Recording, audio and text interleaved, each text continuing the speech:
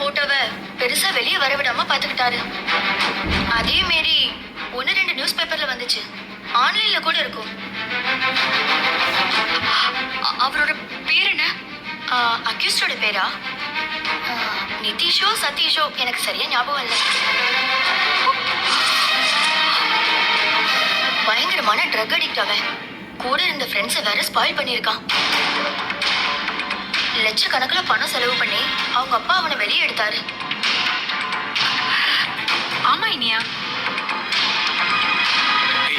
Sir வராரு. போன கொடுங்க இனியா.